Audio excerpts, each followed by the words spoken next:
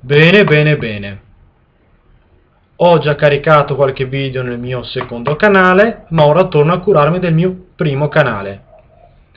E il 2016 del mio primo canale lo comincio con un video dedicato non a uno ma a due personaggi, Giorgio Vasari e Benvenuto Cellini.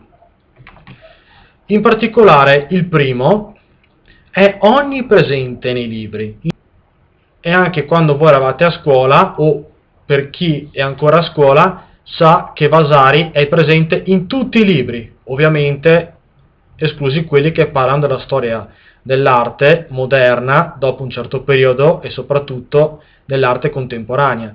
Diciamo che dopo un certo periodo viene citato perché viene preso ad esempio come scrittore, non come artista, ma più come scrittore e storico, perché con Vasari nasce la critica d'arte. Sì, la critica d'arte nasce con Vasari. È sbagliato dire che con Vasari nasce la storia dell'arte, perché la storia dell'arte nasce a metà del Settecento grazie a Winckelmann.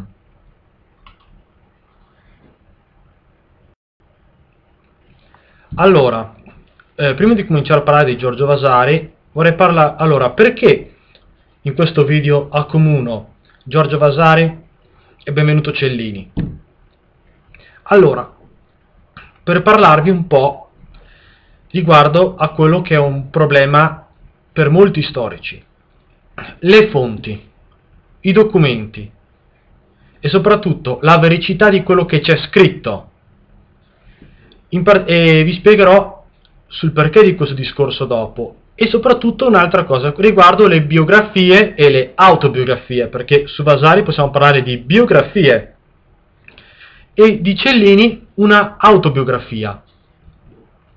Però va ricordato che tutte queste raccolte di vite di artisti, che siano state scritte da uno che le ha raccolte o da uno che sta raccontando la propria vita, non c'è sempre da crederci, perché ricordarsi che anche le cosiddette autobiografie in molti casi sono viziate da vari fattori, ma dopo quel caso di Benvenuto Cellini vi spiego il perché.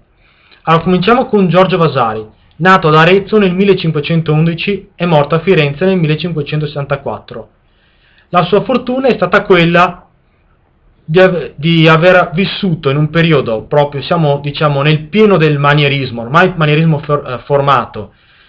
Ha vissuto il mito di Leonardo da Vinci, di Michelangelo, di Raffaello, di Donatello, cioè dei grandi del Rinascimento, che ora sono ufficialmente un esempio per tutti gli artisti. Ha conosciuto anche i più grandi esponenti della letteratura di allora, ma soprattutto i grandi signori della politica e della religione. Ricordiamo una cosa, che Giorgio Vasari è noto soprattutto per i lavori letterari e storici, ma era prima di tutto un artista che un mese prima ha avuto la fortuna di aver avuto quegli esempi. Vasari nella sua vita si rese partecipe di grandi commissioni artistiche volute da grandi signori. Facciamo un esempio, una di queste fu l'allestimento dello studiolo per Francesco I de' Medici. Ma Vasari è anche uno di quei artisti che iniziano la propria carriera completando delle opere lasciate incomplete da dei grandi artisti.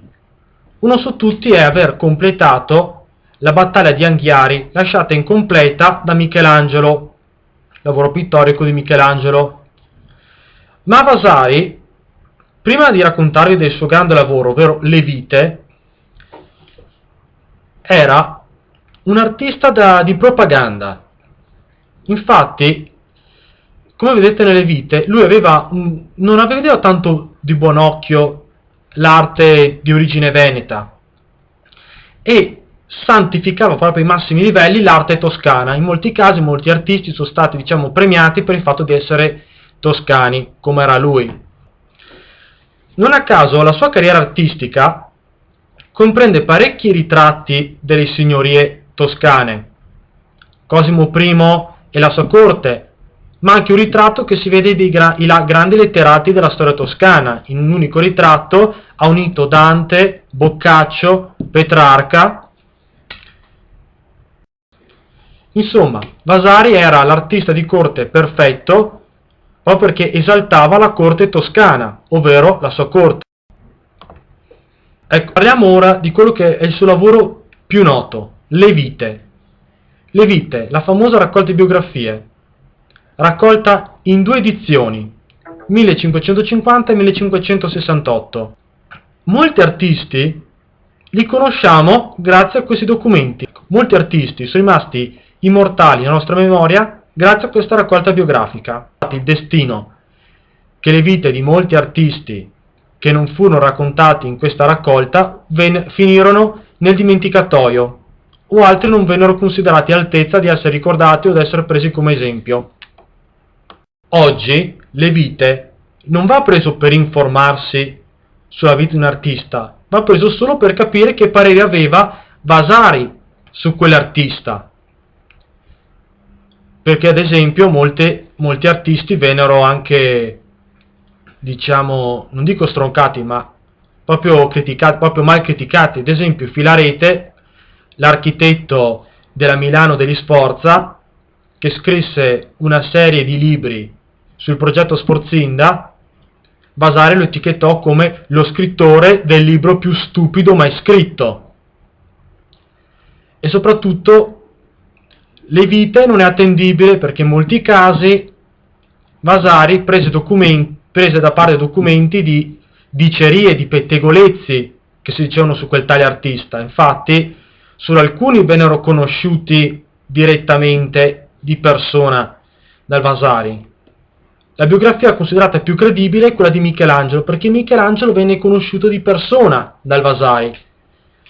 Per fare un esempio sugli errori che ha detto Vasari sulle vite, è quello che riguarda la rivalità che c'era tra Andrea del Castagno e Domenico Veneziano. Questa rivalità, infatti, è stata gonfiata proprio dal Vasari. Non ci sono prove se è esistita veramente questa rivalità, ma il fulcro dell'inattendibilità di questa notizia è il fatto che il Vasari arrivò a dare la colpa ad Andrea del Castagno di essere una personalità crudele. Altri documenti più vicini all'artista, di persone vicino ad Andrea del Castagno, dimostrano l'incontrario. Il fulcro è nell'idea che si fece Vasari che Andrea del Castagno uccise Domenico Veneziano. Peccato che i documenti inerenti alla realtà dei fatti hanno dimostrato che Domenico Veneziano è morto nel 1461 e Andrea del Castagno nel 1457.